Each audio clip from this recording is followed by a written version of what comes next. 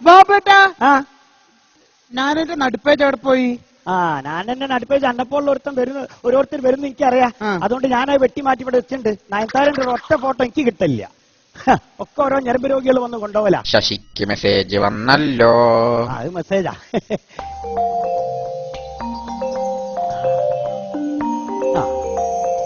ബാബേട്ടാ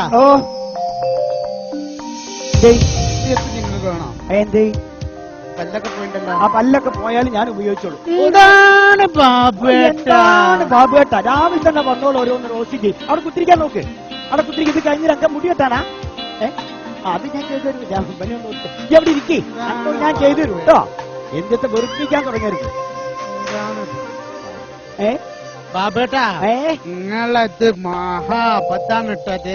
ഏത് ഇതൊക്കെ ഒരു തൊഴിലാണ് നമുക്ക്. എന്നാ കുറച്ച് തൊള്ളയിലിട്ടോ. എന്താണ് ബാബേട്ടാന്ന് വീണ്ടും ഇങ്ങനെ മുടിപ്പിക്കാനായിട്ട് രാവിലെ ഇങ്ങോട്ട് പോരാണ്. അതല്ല പറയണത്. അവിടെ ഇരിക്കേ. ഒറ്റ മിനിറ്റ്. ഹലോ. എന്തായി? ആണോ? അത് 4:30 മുറിക്കണം.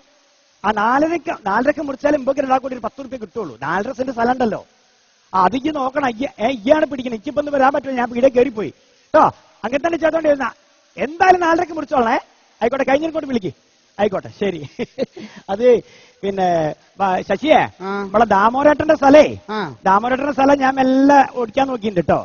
ഒരു 4:30 പോരും. അത് 4:30 ഞാൻ 2:30 ആളെ കൊണ്ടുവന്നാണല്ലോ. 2:30 ആളെ കൊണ്ടുവന്ന് എന്താണ് കളിക്കണത്?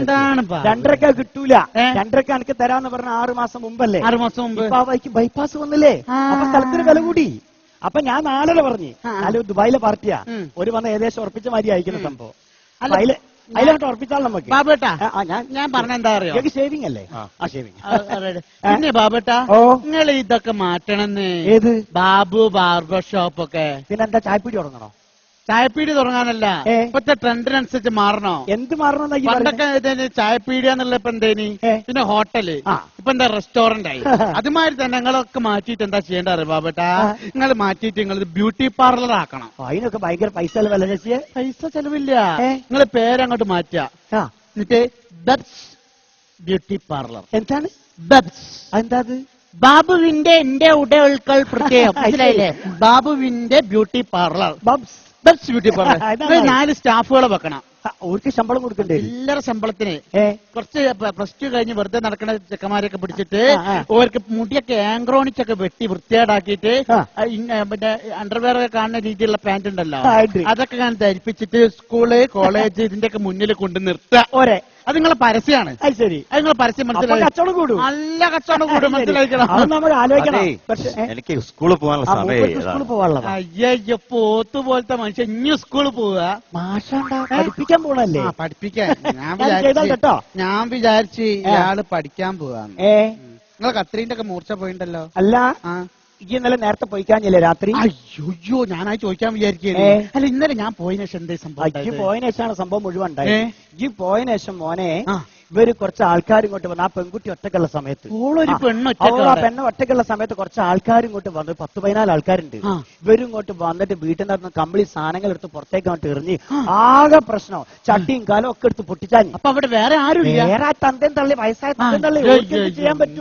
പെൺകുട്ടി ഒറ്റയ്ക്ക് കിടന്ന് വിഷമിക്കുക. പിന്നെ അപ്പോഴേക്ക് ഓൻ വന്ന് വന്നിട്ട് ഓൻ വന്നപ്പോഴാണ് കാര്യം ശരിയായത്. ഓൻ വന്നിട്ട് പറഞ്ഞ് പൊട്ടിയ ചട്ടിയും കലൊക്കെ അതേപോലെ ഇവിടെ തിരിച്ച് കൊണ്ടക്കണം. അതിന് മീൻ വെക്കണ ചട്ടിയാണെങ്കിലും വെക്കണം. ഇല്ലെങ്കിൽ അകത്തെടുക്കണം. അമ്മച്ചീനെ മേലെ അപ്പുറത്തെ അപ്പച്ചീനെ ഒക്കെ ചുട്ടു എന്നാളെന്നൊക്കെ പറഞ്ഞാൽ ഫർഗീസിന് എന്തെങ്കിലും പറയാൻ പറ്റുമോ? എന്നെ ഫർഗീസിൽ പണ്ട് ഇവിടെ സാരിന്റെ കുത്തയക്കുന്ന പറഞ്ഞാലേ അന്ന് മോഹൻലാൽ. നിങ്ങൾ ഈ സിനിമാ കഥ പറഞ്ഞുകൊണ്ടിരിക്കുക. ഞാൻ വിചാരിച്ചു നാട്ടിൽ നടന്ന എന്തോ ഒരു കാര്യം പറഞ്ഞുകൊണ്ടിരിക്കുക. ഞാൻ പറഞ്ഞില്ല സ്കൂളിൽ നല്ല സിനിമ, അത്ര നല്ല സിനിമയാണ് അതെ. നിങ്ങൾ ആ സിനിമ ഉണ്ടോ? കത്തിമാറ്റ്. ഞാൻ സിനിമ കാണലില്ല. വെച്ചോ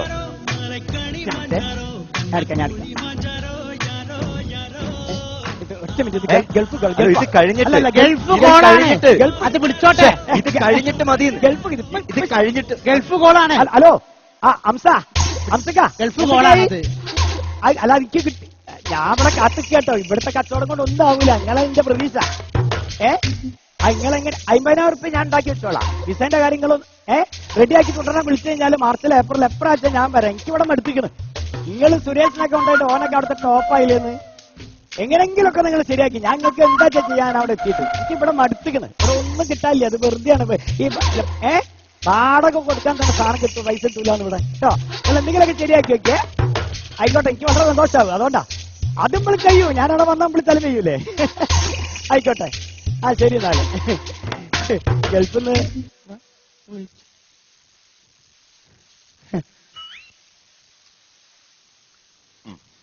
എത്രയായി?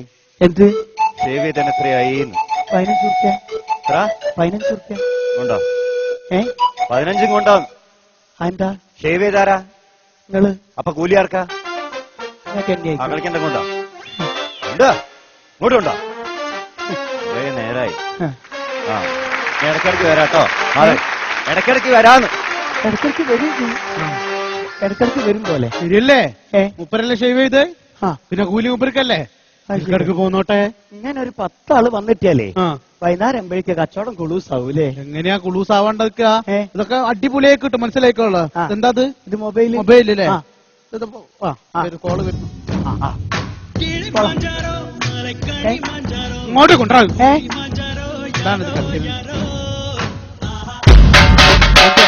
മേലാൽ ഈ സാധനം എടുക്കരുത്, മനസ്സിലായിക്കണോ? ഈ സാധനം വന്നതിന് ശേഷമാണ് ആളുകൾ പണി നിർത്തിപ്പോയത്. ഇപ്പൊ മെസ്സേജ് അയക്കണം, ബ്ലൂടൂത്ത് അയക്കലും മാത്രമായി. ഇത് ഓഫ് ആക്കരുത്, ഒരിക്കലും ഓൺ ആക്കാൻ, മനസ്സിലായിക്കണോ? ഇതവിടെ വെച്ചോല. ഞാൻ ഉഷാറായിട്ട് എന്റെ മുടിയൊന്ന് വെട്ടിക്കുക. ഇപ്പോഴാണ് ഞാൻ ശരിക്കും പണി പഠിച്ചത്.